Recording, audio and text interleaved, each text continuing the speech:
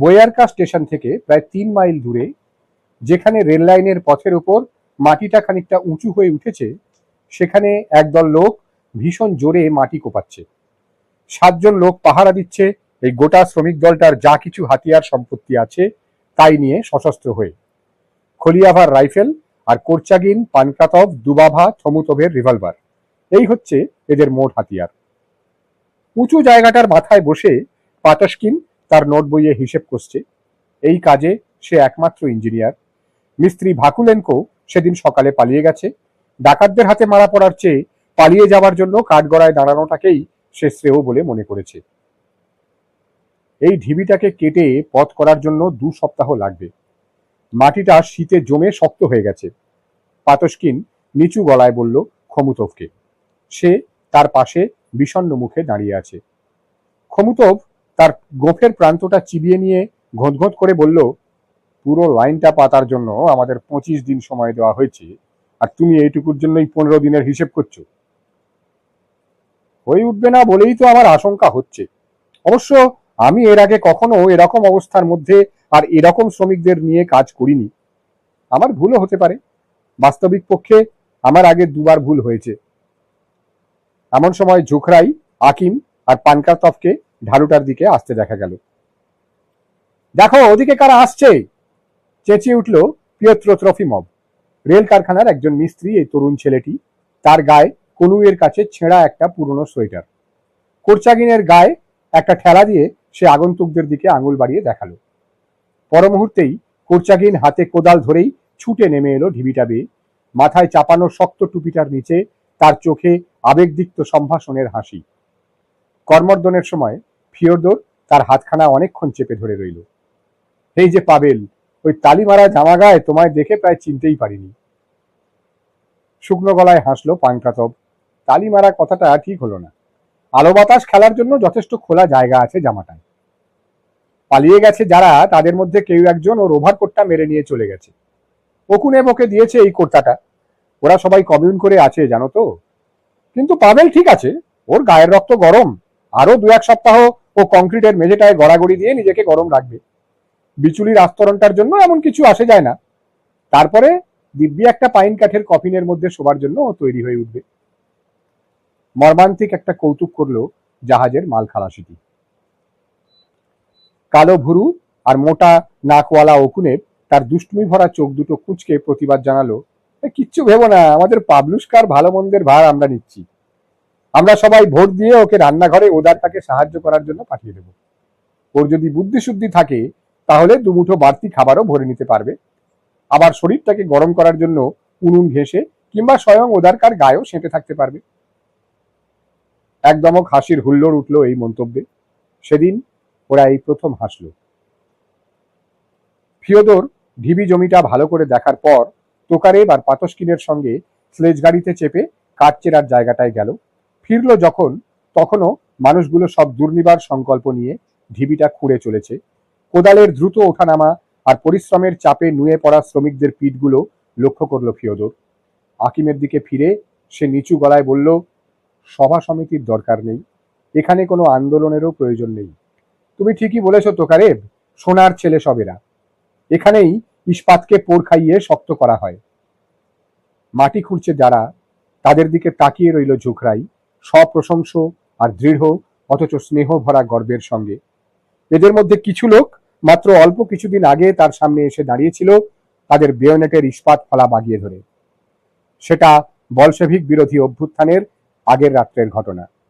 আর এখন একমাত্র উদ্দেশ্য সাধনের দৃঢ়তা নিয়ে এরা খেটে চলেছে, যাতে রেলপথের ইস্পাত ধমনীটা গিয়ে পৌঁছায় উষ্ণ স্বাচ্ছন্দ্য আর জীবনের মহার্ঘ উৎস মুখে। ভদ্রভাবে কিন্তু দৃঢ়ভাবে পাতস্কিন ফিওদরকে দেখিয়ে দিল যে ২ সপ্তাহের কম সময়ের মধ্যে উঁচু জমিটা খুঁড়ে সমান করা অসম্ভব। ফিওদর তার যুক্তিগুলো শুনে গেল অন্য একটা চিন্তায় আচ্ছন্ন হয়ে। স্পষ্টতই কোনো একটা বিশেষ সমস্যার দিকে তার চিন্তা নিবিষ্ট। শেষ পর্যন্ত সে বলল, ঢিবি কাটার সব কাজ বন্ধ রেখে ওদিক থেকে লাইন পাতার কাজ চালিয়ে যাও। ঢিবিটার ব্যবস্থা আমরা অন্যভাবে করব। স্টেশনে এসে টেলিফোনে সে অনেকক্ষণ ধরে কথাবার্তা চালালো। দরজার বাইরে পাহারায় ছিল খলিয়াভা, ভেতর থেকে ফিওদরের কর্কশ গম্ভীর গলা শুনতে পাচ্ছিল সে। সামরিক বিভাগের অধিনায়ককে টেলিফোনে ডেকে আমার নাম করে বলো পুজিরেভস্কির ফৌজকে এক্ষুনি এই লাইন পাতার জায়গায় বদলি করার জন্য। ডাকাতগুলোকে অবিলম্বে এই অঞ্চল থেকে হটিয়ে দিতেই হবে। সৈন্যদের জন্য পথ পরিষ্কার করার মতো কিছু লোক একটা সাজোয়া ট্রেনে দিয়ে পাঠাও। বাকিটুকুর ব্যবস্থা আমি করব। আমার ফিরতে দেরি হবে। লিতকেকে বলে দিও রাত্রি 12টার সময় যেন গাড়ি নিয়ে স্টেশনে থাকে। ব্যারাকঘরটার মধ্যে আকিমের একটা সংক্ষিপ্ত বক্তৃতার শেষে ঝুকরাই বলবার জন্য উঠে দাঁড়ালো। কমরেড সুলভ আলাপ আলোচনার মধ্যে দিয়ে 1 ঘন্টা কেটে গেল। ফিওদর সবাইকে জানালো কাজটা শেষ করার জন্য যে 1 জানুয়ারি পর্যন্ত সময় দেওয়া হয়েছে সেটা আর বাড়ানোর কোনো প্রশ্ন ওঠে না। এখন থেকে আমরা কাজটাকে সামরিক ভিত্তিতে চালাবো, বলল সে। পার্টি সভ্যদের নিয়ে কমরেড দুমাভার নেতৃত্বে বিশেষ কাজের জন্য একটা বাহিনী গড়া হবে। এই বাহিনীর 6টা দলের প্রত্যেকের ওপর একটা বিশেষ কাজের দায়িত্ব থাকবে। বাকি কাজটুকু 6টা সমান এলাকায় ভাগ করে নিয়ে প্রত্যেকটা দলকে একটা বিভাগে দেওয়া হবে। 1 জানুয়ারির মধ্যে পুরো কাজটা শেষ হওয়াই চাই। যে দলটা প্রথমে তাদের কাজ শেষ করবে তাদের শহরে ফিরে যেতে দেওয়া হবে। তাছাড়া যে দল প্রথমে কাজ শেষ করবে সেই দলের শ্রেষ্ঠ কর্মীকে অর্ডার অফ রেড ব্যানার পুরস্কার দেবার জন্য প্রাদেশিক কার্যকরী কমিটির সরকারকে অনুরোধ জানাবে। বিভিন্ন দলগুলির নেতা হিসেবে এরা নিযুক্ত হলো। 1 নম্বর দল কমরেড পানক্রাতভ, 2 নম্বর কমরেড দুবাভা, 3 নম্বর কমরেড খমুতভ, 4 নম্বর কমরেড লাগুতিন, 5 নম্বর কমরেড কোরচাগিন, 6 নম্বর কমরেড ওকুনেভ। রেললাইন পাতার কাজের প্রধান হিসেবে এবং রাজনৈতিক ও ব্যবস্থাপক নেতা হিসেবে আগেকার মতোই থাকবেন কমরেড আন্তন নিকিফোরোভিচ তোকারেভ। খানিকটা বাগ্মিতার ঢঙে তার বক্তব্য শেষ করলো ঝুকরাই। এক ঝাঁক পাখির হঠাৎ ডানা ছড়িয়ে উড়ে যাবার মতো হাততালির আওয়াজ উঠল এবং দৃঢ়তায় ভরা গম্ভীর মুখগুলো হাসিতে কোমল হয়ে এলো। ঝুকরাইয়ের বক্তৃতার এই উজ্জ্বল কৌতুকে ভরা আকস্মিক পরিসমাপ্তিটুকু এক ঝলক হাসির দমকে সভার গুমট মনোযোগের আবহাওয়াটা সহজ করে দিল। আকিম আর ফিওদরকে গাড়িতে তুলে নিয়ে আসার জন্য প্রায় 20 জন লোক সার বেঁধে স্টেশনে এলো। কোরচাগিনের সঙ্গে করমর্দন করার সময় ফিওদর তার তুষারে ভর্তি গালস জুতোটার দিকে নজর করল। নিচু গলায় সে বলল, 1 জোড়া বুট জুতো তোমায় পাঠিয়ে দেবো আমি। বরফের ছোঁয়া লেগে তোমার পায়ে এখনো ঘা হয়নি আশা করি। পাভেল জবাব দিল, একটু ফুলে উঠেছে পা দুটো। তারপরে অনেকদিন আগে সে যে একটা জিনিস চেয়েছিল সে কথা মনে পড়তেই সে ফিওদরের বাহু দুটো ধরে বলে উঠল, আমার রিভলভারের জন্য গোটা কত কার্তুজ দিতে পারো? আমার মোটে 3টে ভালো কার্তুজ বাকি আছে দেখছি। ঝুকরাই দুঃখিতভাবে মাথা নাড়ল, কিন্তু পাভেলের হতাশ চাউনি লক্ষ্য করে সে তাড়াতাড়ি নিজের মোজার রিভলভার ঝোলানো চামড়ার বন্ধনীটা খুলে নিল। এই নাও, এটা আমি উপহার দিলাম তোমাকে। সুদীর্ঘ কাল ধরে যে জিনিসটা সে মনে প্রাণে একান্তভাবে কামনা করে আসছে সেটা সত্যি সত্যি পাচ্ছে দেখে যেন পাভেলের প্রথমে বিশ্বাসই হতে চাইল না। কিন্তু ঝুকরাই চামড়ার পট্টিটা তার কাঁধে পরিয়ে দিয়ে বলল, নাও, এটা নাও। আমি জানি অনেকদিন ধরেই তোমার এই জিনিসের উপর নজর, কিন্তু সাবধান, আমাদের নিজেদের কোনো লোককে এটা দিয়ে গুলি করে বসো না যেন। ওটার সঙ্গে পুরো 3 রাউন্ড চলার মতো গুলি আছে। অন্য সবাই যে ঈর্ষার দৃষ্টিতে তাকে দেখছে সেটা অনুভব করলো পাভেল। কে একজন চেঁচিয়ে উঠল, এই পাপকা, আমি ওটার বদলে 1 জোড়া বুট দেবো তোমায়, সেই সঙ্গে একটা কোটও। পাভেলকে প্রলুব্ধ করার জন্য পানক্রাতভ তার পিঠে একটা গুঁতো মেরে বলল, এসো এসো, ওটার জন্য আমি তোমাকে 1 জোড়া ফেল্টের বুট জুতো দেবো। ওই গালস জুতো পরলে তুমি তো বড়দিনের আগেই মরে যাবে।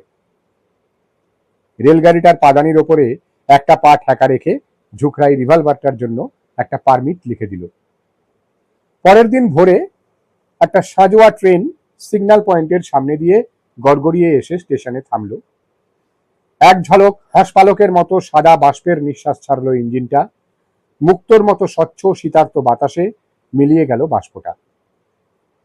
ইস্পাত মোড়া কামরাগুলো থেকে চামড়ার পোশাক পরা কতগুলো মূর্তি বেরিয়ে এলো।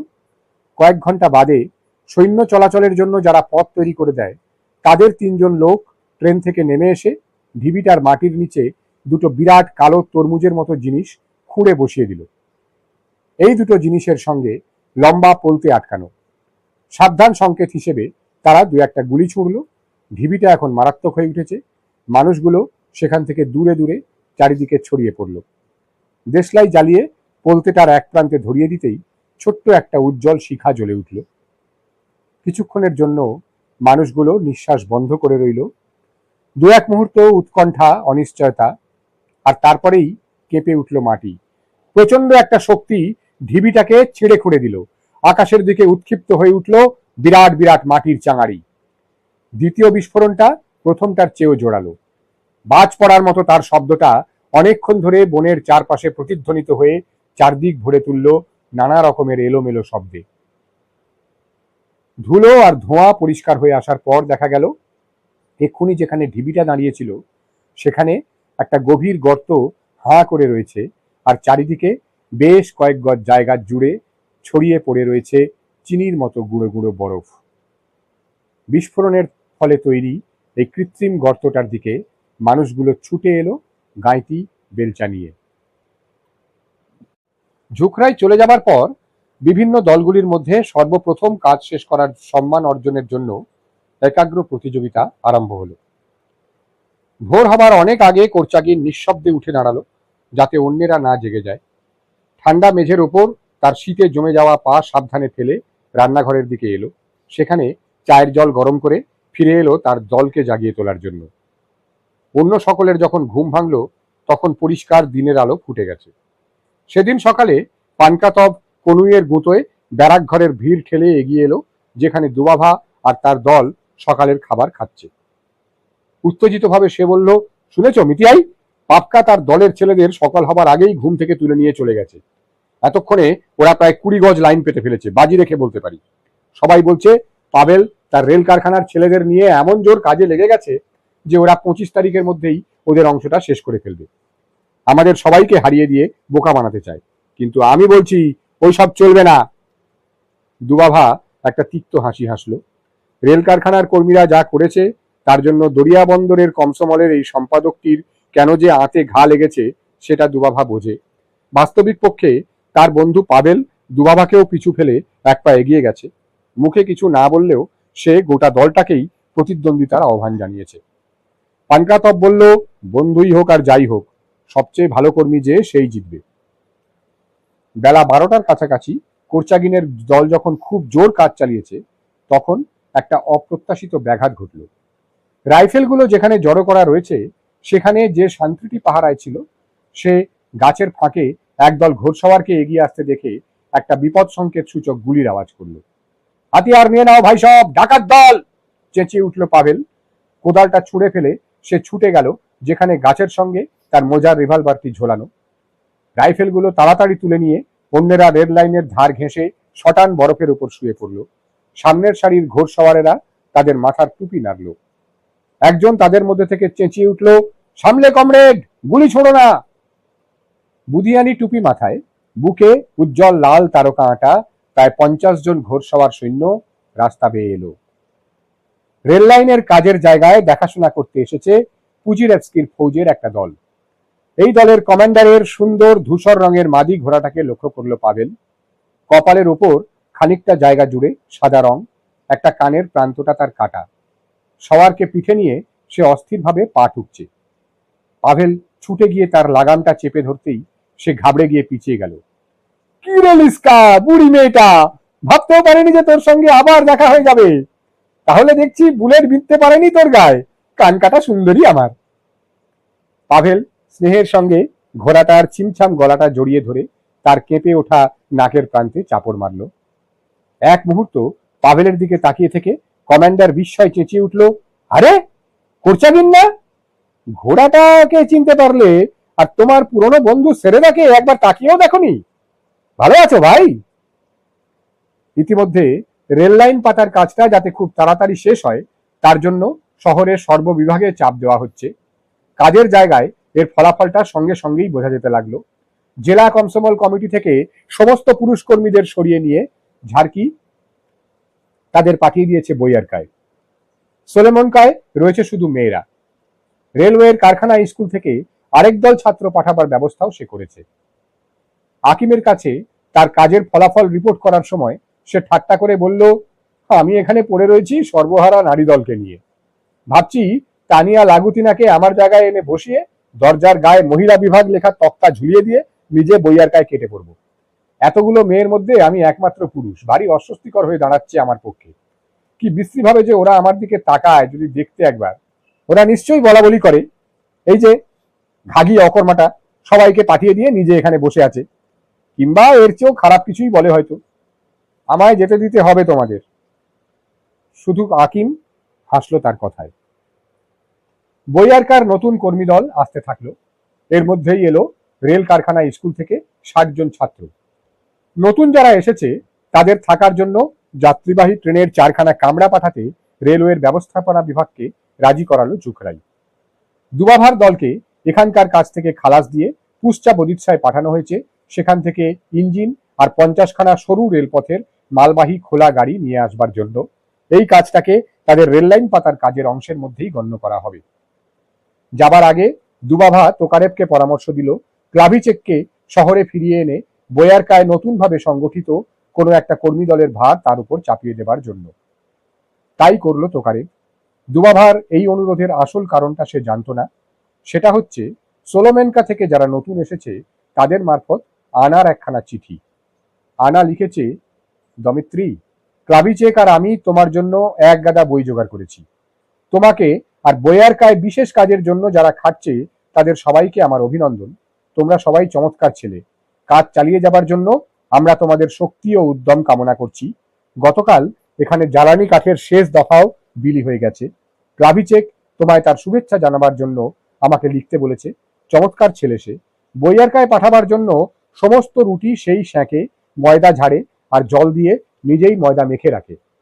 রুটিখানার আর কাউকে এ কাজ করতে দিয়ে ভরসা পায় না ও। খুব ভালো ময়দা মাখার বন্দোবস্ত করে নিয়েছে। ও রুটিগুলো দিব্যি হয়। আমি যেরকম রুটি পাই তার চেয়ে ঢের ভালো। বিকেলের দিকে আমার এখানে বন্ধু বান্ধবেরা সব আসে, লাগুতিনা, আর্কতিউখিন, ক্লাভিচেক এবং মাঝে মাঝে ঝাড়কি। আমরা একটু একটু পড়ি, তবে বেশিরভাগই সকলের সম্বন্ধে আর সব বিষয় সম্বন্ধেই গল্প করি। প্রধানত বইয়ারকায় তোমাদের কথাই বেশি বলা বলি করি। ওখানে কাজ করার জন্য যেতে দেওয়া হয়নি বলে মেয়েরা সব ভীষণ চটে আছে তোকারেভের উপর। এরা বলেছে কষ্ট সহ্য করার ব্যাপারে ওরা কারুর চেয়ে কম যায় না। তালিয়া ঘোষণা করেছে তার বাবার পোশাক পরে সে নিজেই বইয়ারকায় গিয়ে হাজির হবে। বলেছে দেখি কি করে তোকারেব আমাকে ঠেকায়। তালিয়া যদি ওর কথা রাখে তাহলে আশ্চর্য হওয়ার কিছু নেই। তোমার সেই কালো চোখওয়ালা বন্ধুটিকে আমার শুভেচ্ছা জানিও, আনা। তুষার ঝড় শুরু হয়ে গেল আকস্মিকভাবে। আকাশ ছেয়ে গেল ধূসর মেঘের নিচু স্তরে আর বরফ পড়তে লাগলো ঘন হয়ে। রাত্রিবেলায় চিমনির মুখে শোঁ শোঁ আওয়াজ তুলে আর গাছের ফাঁকে কান্নার শব্দে বাতাস বইতে লাগলো। পাক খাওয়া তুষারের চিলকেগুলো তাড়া করে ফিরল হাওয়া আর অশুভ গোঙানির আরণ্যক প্রতিধ্বনি জাগিয়ে। সারা রাত্রি ধরে বন্য উন্মত্ততায় ঝড় বয়ে গেল। সারা রাত্রি ধরে উনুনগুলো জ্বালিয়ে রাখা হলেও মানুষগুলো শীতে কেঁপেছে। ভাঙা চোরা স্টেশন বাড়িটায় শীত আটকায়নি। সকালে লোকগুলোকে নিজের কাজের জায়গায় যাবার সময় বরফের স্তূপের মধ্যে দিয়ে পথ কেটে যেতে হলো। কিন্তু গাছগুলোর মাথায় অনেক উঁচুতে নীল আকাশের বুকে সূর্য জ্বলছে। তার উজ্জ্বল ছটাকে ম্লান করার মতো এক টুকরো মেঘও কোথাও নেই। কোরচাগিনার তার কর্মী দল তাদের কাজের জায়গায় এলো তুষার স্তূপ সরাবার জন্য। শীতে যে একটা মানুষের কতখানি কষ্ট হতে পারে সেটা পাভেল এতক্ষণে উপলব্ধি করেছে। ওকুনেভের ছেঁড়া খোড়া কুর্তাটা মোটেই গরম রাখতে পারছে না তার শরীরকে। গালস জুতোটা অনবরত বরফে ভরে যাচ্ছে। বরফের মধ্যে আটকে গিয়ে গালসটা প্রায় খুলে আসছে। তার বুট জোড়ার অন্য পাটিটাও সম্পূর্ণ ছিঁড়ে যাবে বলে আশঙ্কা দেখা দিয়েছে। কাঁধের ওপরে তার বিরাট দুটো ফোঁড়া উঠেছে, ঠান্ডা মেঝের উপরে শোবার ফল। গলাবন্ধনীর বদলে পরার জন্য তোকারেব তাকে তার তোয়ালেটা দিয়েছে। শীর্ণ দেহে লাল দুটো চোখ নিয়ে পাভেল তার বরফ কাটা কাঠের বেলচাটা সবেগে চালাচ্ছে। এমন সময় একটা যাত্রীবাহী ট্রেন মন্থর নিঃশ্বাস ছেড়ে স্টেশনে এসে থামল। দম ফুরিয়ে আসা ইঞ্জিনটা এই পর্যন্ত কোনো ক্রমে ট্রেনটাকে টেনে আনতে পেরেছে। তার জ্বালানি কাঠের বাক্সটায় একটা কাঠের গুঁড়িও নেই। বয়লারে শেষ কাঠের টুকরোগুলোর আগুনও মিয়ে এসেছে। ইঞ্জিন ড্রাইভার চেঁচিয়ে বলল স্টেশন মাস্টারের উদ্দেশ্যে, জ্বালানি কাঠ দাও, তবেই যেতে পারবো আমরা। আর তা নইলে যেটুকু চলার শক্তি অবশিষ্ট আছে সেটুকু থাকতে থাকতে পাশের কোনো লাইনে আমাদের শান্ট করে আসতে দাও। পাশের একটা লাইনে সরিয়ে আনা হলো ট্রেনটাকে। বিরক্ত আর অসন্তুষ্ট যাত্রীদের কাছে ট্রেন থামিয়ে দেবার কারণটা জানাতেই একটা আপত্তি আর গালাগালির ঝড় উঠল ভিড়াক্রান্ত কামরাগুলো থেকে। তোকারেব যাচ্ছিল প্ল্যাটফর্মের ওপর দিয়ে। তার দিকে ট্রেনের গার্ডদের দেখিয়ে স্টেশন মাস্টার পরামর্শ দিল, ওই বুড়ো মানুষটার সঙ্গে গিয়ে কথা বলো। ও এখানকার লাইন পাতার কাজের প্রধান কর্তা। ও হয়তো স্লেট গাড়ি করে জ্বালানি কাঠ পাঠাবার ব্যবস্থা করতে পারে। ওরা স্লিপারের জন্য কাঠের গুঁড়ি ব্যবহার করছে। গার্ডরা তার কাছে গিয়ে আবেদন জানাতে তোকারেব বলল, কাঠ আমি দেব তোমাদের, তবে তার জন্য তোমাদেরও কিছু দিতে হবে। ওই কাঠ আমাদের রেল লাইন পাতার উপকরণ। আপাতত বরফ পড়ার ফলে আমাদের কাজ বন্ধ হয়ে আছে। তোমাদের ট্রেনে নিশ্চয়ই 500-600 যাত্রী প্রায় আছে। মেয়েরা আর শিশুরা যেমন আছে থাকুক, কিন্তু পুরুষদের নেমে এসে বিকেল পর্যন্ত বরফ সাফ করার কাজে হাত লাগাতে হবে। তাহলে আমি তোমাদের কাঠ দেব। যদি আসতে না চায় তাহলে নতুন বছর না আসা পর্যন্ত ওরা যেখানে আছে সেখানেই থাকুক। কোরচাগিন তার পেছন দিকে একটা বিস্ময় ভরা উক্তি শুনল, দেখো দেখো কত লোক আসছে এদিকে, মেয়েরা পর্যন্ত। ঘুরে দাঁড়ালো সে। তোকারেব এসে বলল, এই 100 জন এসেছে তোমাদের সাহায্যের জন্য। ওদের কাজ দাও আর দেখো যেন কেউ ফাঁকি না দেয়। আগন্তুকদের কাজে লাগিয়ে দিল কোরচাগিন। রেলওয়ে অফিসারের কেতাদুরস্ত উর্দি গায়ে, লোমের গলাবন্ধনী জড়ানো আর মাথায় পশমের উঁচু টুপি পরা লম্বা একজন লোক বিরক্তির সঙ্গে তার হাতের মধ্যে বেলচাটা ঘোরাতে ঘোরাতে তার সঙ্গীর দিকে ফিরল। এই সঙ্গীটি একটি তরুণী। তার মাথায় সিল মাছের চামড়ার টুপির ওপরে চটকদার পশমের বের পড়ানো। আমি বরফ কাটছি না, আর জোর করে আমাকে দিয়ে এ কাজ করানোর অধিকার কারো নেই।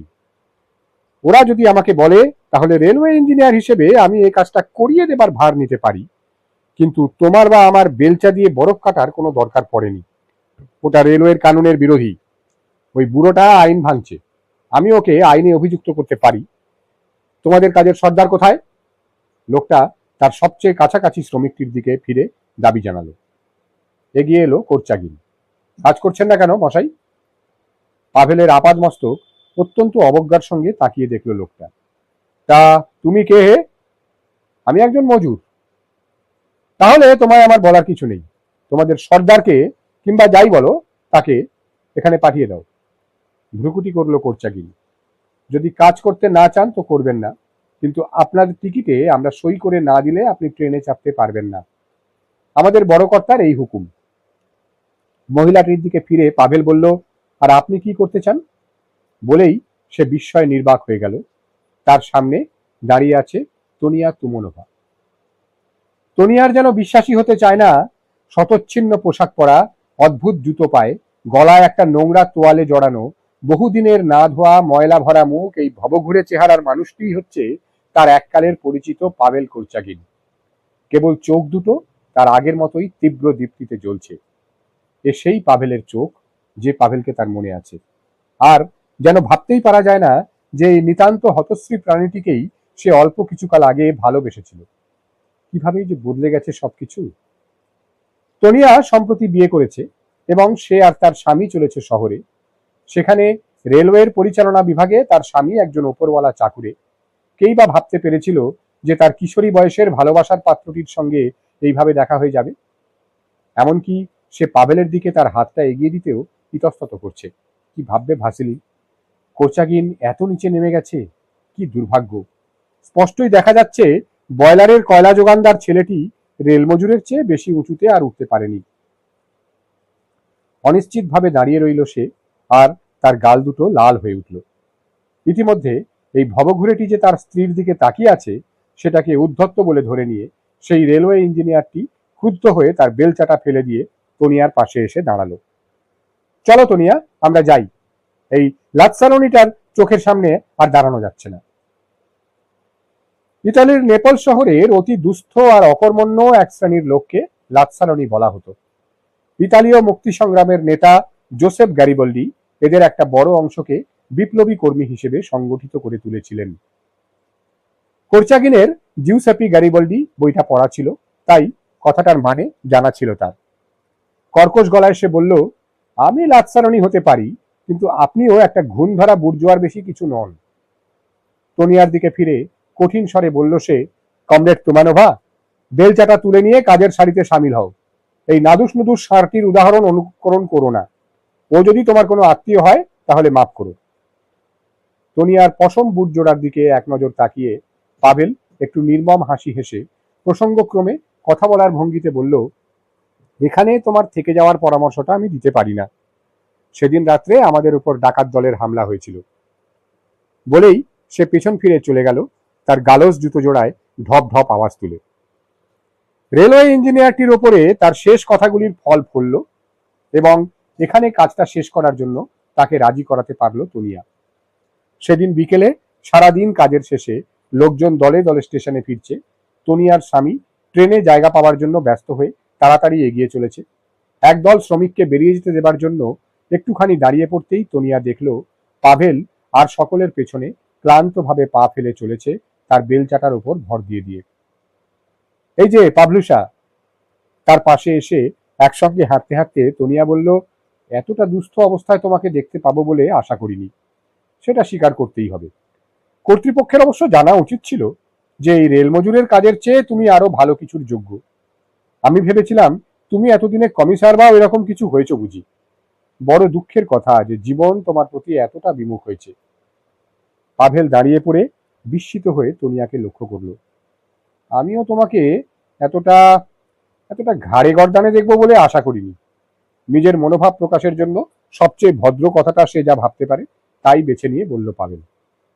তনিয়ার কান দুটো লাল হয়ে উঠল। তুমি ঠিক আগের মতোই অভদ্র আছো।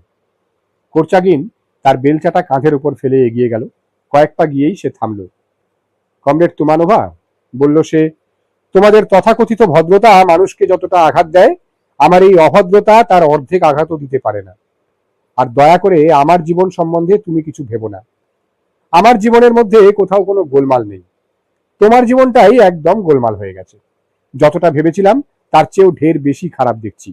2 বছর আগে তুমি এর চেয়ে অনেক ভালো ছিলে। তখন তুমি কোনো শ্রমিকের সাথে কর্মর্দন করতে লজ্জা পেতে না। কিন্তু এখন তোমার সর্বাঙ্গ দিয়ে অগরুর দুর্গন্ধ বেরোচ্ছে। সত্যি বলতে কি, তোমার আমার মধ্যে এখন আর কোনো সম্পর্ক নেই।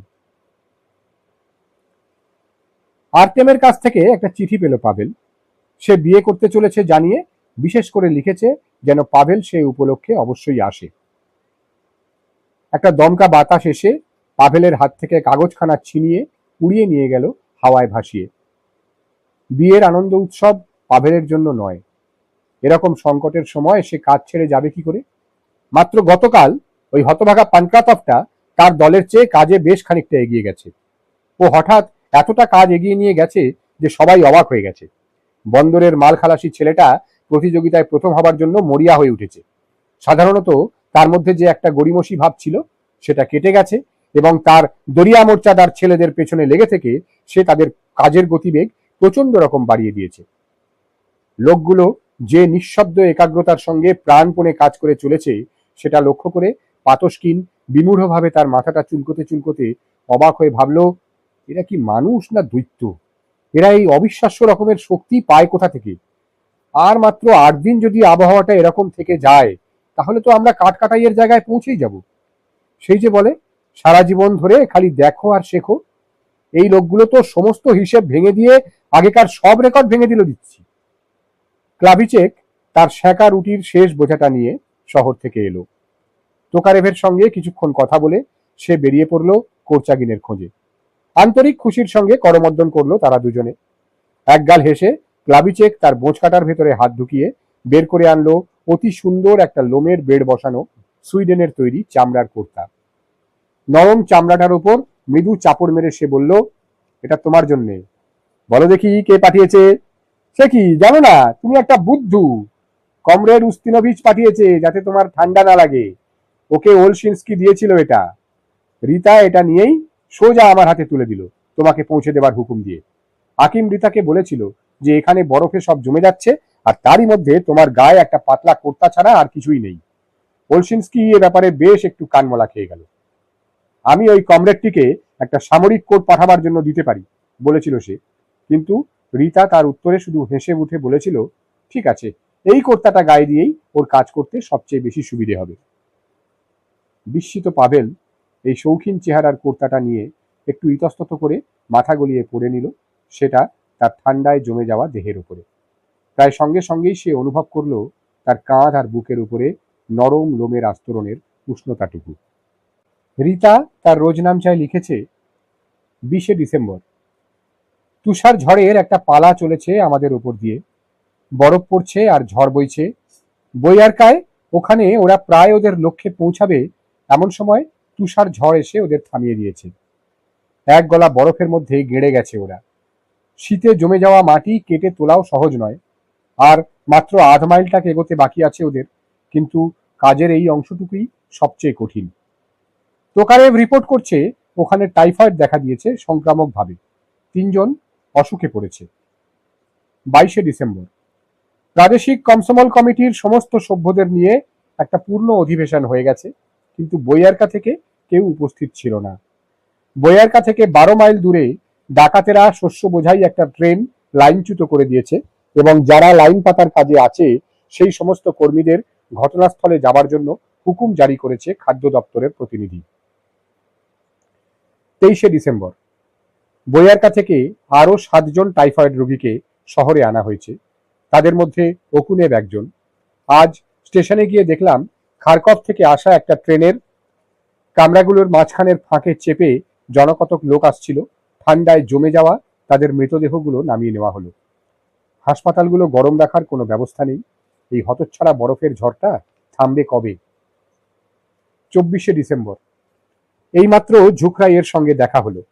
আগের রাতে ওরলিক তার পুরো দলটা নিয়ে বৈয়ারকা আক্রমণ করেছিল বলে যে কথাটা শোনা যাচ্ছে সেটাকে সে ঠিক বলে জানালো। 2 ঘন্টা ধরে লড়াই চলেছিল।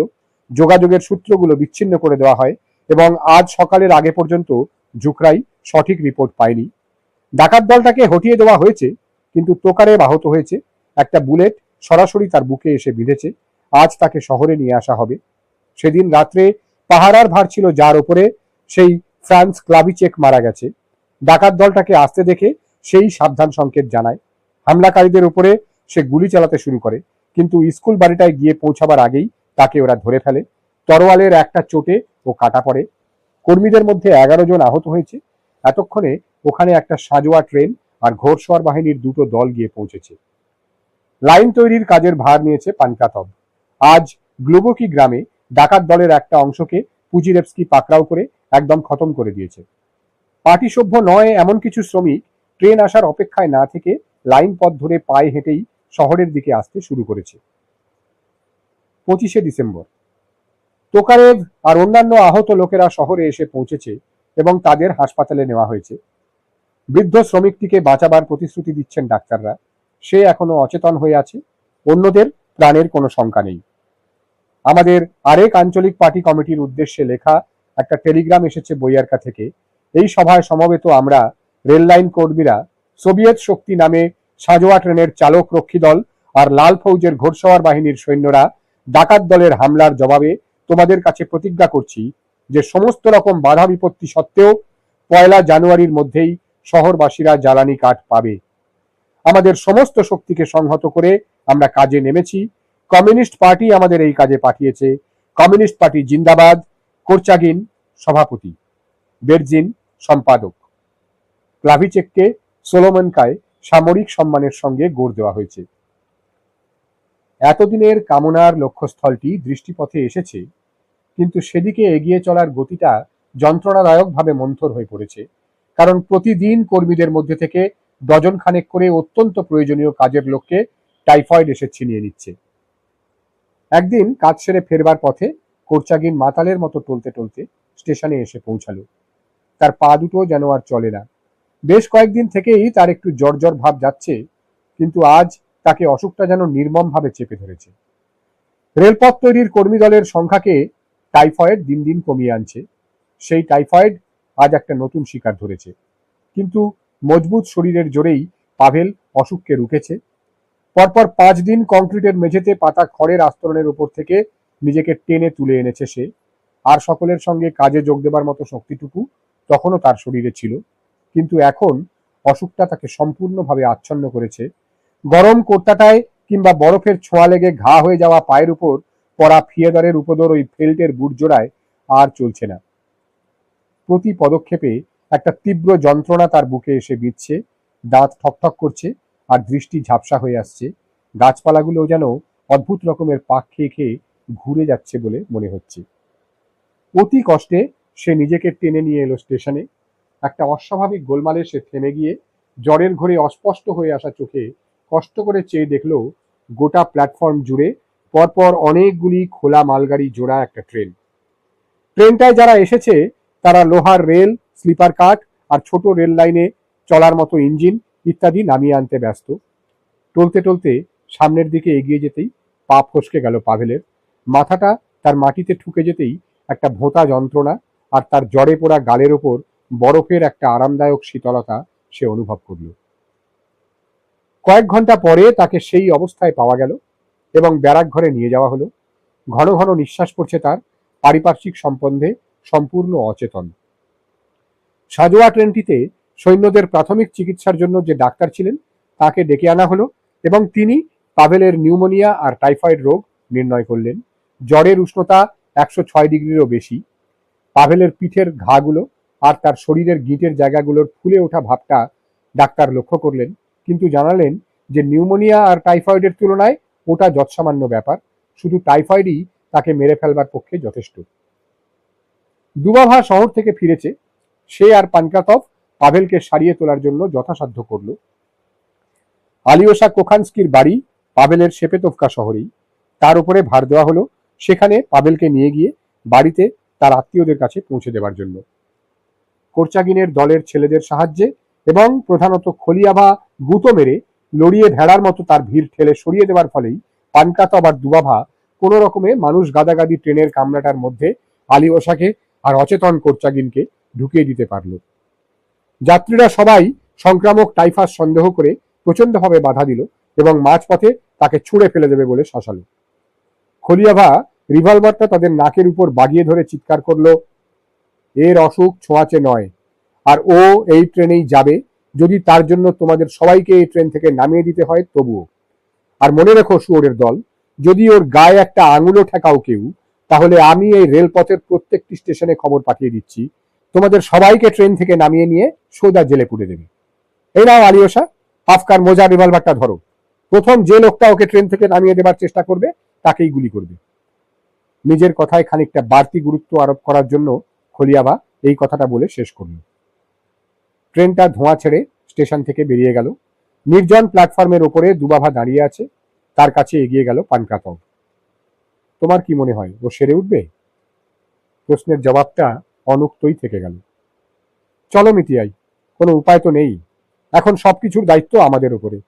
রাত্রির মধ্যে ওই ইঞ্জিনগুলোকে আমাদের নামিয়ে ফেলতেই হবে। কাল সকালে ওগুলোর বয়লারে আগুন জ্বালিয়ে দেখতে হবে। খলিয়াভা রেলপথের প্রত্যেকটি স্টেশনে তার চেকা কমিটির বন্ধুদের কাছে টেলিফোন করে বিশেষভাবে অনুরোধ জানালো মাঝপথে কোথাও ট্রেন থেকে কোরচাগিনকে যাতে নামিয়ে না দেওয়া হয় সেদিকে যেন তারা নিশ্চিতই লক্ষ্য রাখে। এটা যে করা হবে সে সম্বন্ধে নিশ্চিত প্রতিশ্রুতি না পাওয়া পর্যন্ত সে ঘুমোতে গেল না। রেলপথ বেয়ে আরো কিছু দূরে একটা জংশন স্টেশনে চলতি যাত্রী ট্রেনটা কিছুক্ষণের জন্য যখন থামলো, তখন একটা কামরা থেকে একজন সুন্দর চুলওয়ালা তরুণের দেহ নামিয়ে এনে রাখা হলো প্ল্যাটফর্মে। কেউ জানে না সে কে বা কিসে মারা গেছে। স্টেশনের চেকা কমিটির লোকটি খলিয়াভার অনুরোধ স্মরণ করে কামরাটার কাছে ছুটে এলো, কিন্তু তরুণটি মারা গেছে দেখে সে মৃতদেহটিকে লাশ ঘরে চালান করে দেবার জন্য নির্দেশ দিয়ে সঙ্গে সঙ্গে বইয়ারকায় টেলিফোন করে খলিয়াভাকে জানিয়ে দিল যে বন্ধুটিকে বাঁচাবার জন্য সে এত উৎকণ্ঠিত ছিল সে মারা গেছে। কোরচাগিনের মৃত্যুর খবর জানিয়ে বইয়ারকা থেকে একটা সংক্ষিপ্ত টেলিগ্রাম পাঠিয়ে দেওয়া হলো প্রাদেশিক কমসমল কমিটির কাছে। ইতিমধ্যে আলিওসা কোখানস্কি অসুস্থ কোরচাগিনকে তার বাড়িতে পৌঁছে দিয়ে নিজেই অসুখ নিয়ে ফিরে এলো। 9 জানুয়ারি। আমার মনের মধ্যে এত যন্ত্রণা হচ্ছে কেন? লিখতে বসার আগে ভয়ানক কেঁদেছি। কে বিশ্বাস করবে যে রীতা এমন যন্ত্রণা ভরা কান্না কাঁদতে পারে? কিন্তু কান্না কি সবসময় দুর্বলতার লক্ষণ? আজ আমার এই চোখের জল নিদারুণ দুঃখের। আজ এই বিজয় উৎসবের দিনে শীতের ভীষণতাকে জয় করা গেছে। রেল স্টেশনগুলোয় মহামূল্য জ্বালানি কাঠের স্তূপ জমে উঠেছে। শহর সোভিয়েতের সমস্ত সভ্যদের নিয়ে একটা বড় সভায় রেলপথ কর্মী বীরদের সমস্ত রকমের সম্মান জানানো হয়েছে। আমি এইমাত্র সেই বিজয় অনুষ্ঠান থেকে ফিরে এসেছি। আজকের মতন এরকম একটা আনন্দের দিনে দুঃখ আমার মনকে আচ্ছন্ন করেছে কেন? আমাদের জয় হয়েছে, কিন্তু যাতে আমরা জয়ী হই তার জন্য দুজন মানুষ প্রাণ দিয়েছে, ক্লাভিচেক আর কোর্চাগিন। পাভেলের মৃত্যুতে আমার চোখে সত্যটা উদ্ঘাটিত হয়েছে। আমি যতটা ভেবেছিলাম তার চেয়েও ঢের বেশি প্রিয় ছিল সে আমার কাছে। আপাতত এই রোজনামচা লেখা শেষ করব।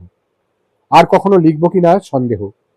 ইউক্রেনীয় কমসোমলের কেন্দ্রীয় কমিটিতে আমাকে যে কাজ দিতে চাওয়া হয়েছে সেই কাজটা নেব বলে আমি কাল খারকভে চিঠি লিখব।